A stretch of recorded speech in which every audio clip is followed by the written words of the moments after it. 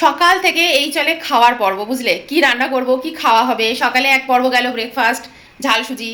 দুপুরে কি খাবো, আর আমাদের ভাগ্যিস দুবার আমরা খাই। অয়ন এটা সবসময় বলে, ভাগ্যিস আমরা দুবার খাই। 3-4 বার যারা খায় তাদের তো সারা দিন খাওয়ার মধ্যে মানে কি রান্না করব এই ভাবতে ভাবতেই চলে যায়। এটা আমাদের আগেও হতো, তখন আমরা লাঞ্চ করতাম, ডিনার করতাম, ব্রেকফাস্ট করতাম, আর তার মাঝখানে তো খুচখুচ খুচখুচ খাওয়া চলতোই চলতো, স্ন্যাক্স সবসময় মুখের মধ্যে কিছু না কিছু চলতো। তো যাই হোক, জীবনে অনেক কিছু পরিবর্তন তো হয়েই গেছে। তার সাথে সাথে আমাদের খাওয়াটাও সারাদিনে দুবার, ব্রেকফাস্ট, লাঞ্চ, তারপর ব্যাস শেষ। আমাদের কোনো ডিনার বলে কিছু নেই। তো আমরা 3-4টের সময় খাই লাস্ট, আজকেও তাই খাবো। এখন 12টা বেজে গেছে। আজকে কি রান্না করব ভাবছি, আজকে হচ্ছে বৃহস্পতিবার। আজকে ভাবছি ঘরে অনেকগুলো পটল পড়ে আছে, পুরনো হয়ে গেছে পটলগুলো, অনেকদিন আগে এনেছে, 2 সপ্তাহ হয়ে গেছে। তোমরা আমাকে রিসেন্টলি আর পটল খেতে দেখেছো বলো তো? একদমই খাইনি। তো আজকে ভাবছি একদম নিরামিষি পটলের তরকারি করি আলু দিয়ে। আর লাউ আছে, তো আগের দিন শশা পোস্ত খেয়েছি, আজকে ভাবছি লাউ পোস্ত খাবো।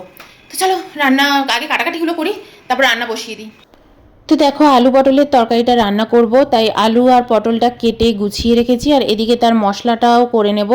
মৌরি রয়েছে, টমেটো রয়েছে, আদা আর কাঁচা লঙ্কা, এগুলো বাটা করব। আর জিরে গুঁড়ো তো আলাদা করে দিয়েই দেব। সর্ষের তেলে আলুটাকে না ফার্স্টে একটু ভেজে নিচ্ছি, তার মধ্যে পটলটা দিয়ে দিলাম। পটল আর আলুটা একটু নুন আর হলুদ দিয়ে ভালো করে ভেজে তুলে রেখে দেব। তারপর ওই তেলের মধ্যে আমি গোটা গরম মশলা, তেজপাতা, শুকনো লঙ্কা ফোড়ন দিয়ে দেবো। তো দেখো, আমি কিন্তু আলাদা করে আর তেল ইউজ করিনি, কারণ লাস্টে আমি একটু ঘি ইউজ করব।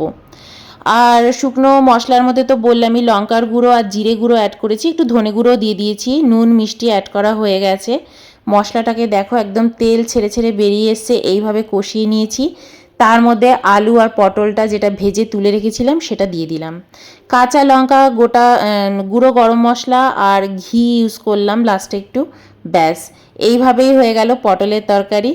এরপর আমি রান্না করব লাউয়ের পোস্ত। তো লাউটাকে দেখো, লাউ ঘন্টের মতনই কেটে নিয়েছি।